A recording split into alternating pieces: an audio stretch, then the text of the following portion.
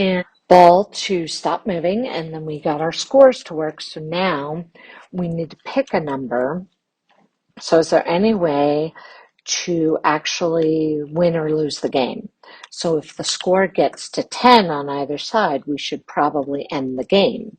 That's a pretty good even number. And if we go back to our design brief, you'll see that I believe it's in the design brief. So what we can do is if the X position, so when it hits over here, it changes my score by 1. If my score is greater than 9, I want to win. So I'm going to go find a control block. And notice I'm going to put it inside here this time, because these two things both have to be true for this to actually work. So if variable my score is greater than 10, I'm just going to have it stop the game. Because I can build in a win screen and noises and all that kind of stuff if I want to. We're going to grab this arrow right here and do that. There we go. So there we go. And it stopped the game because my score was, when it hit, it realized that my score was bigger than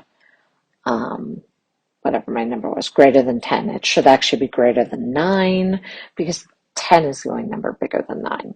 So now I'm going to do the exact same thing. I'm going to duplicate the same block, but I'm going to put it down here and change out my score for the computer score.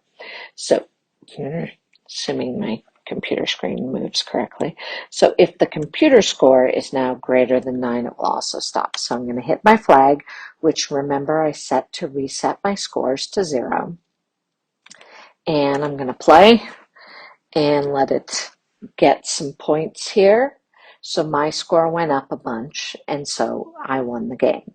So now I can win and I can lose, meaning the computer can win and I can win, both of which can be true, and it only will register whether you win or lose when it's touching one of the walls, one side or the other.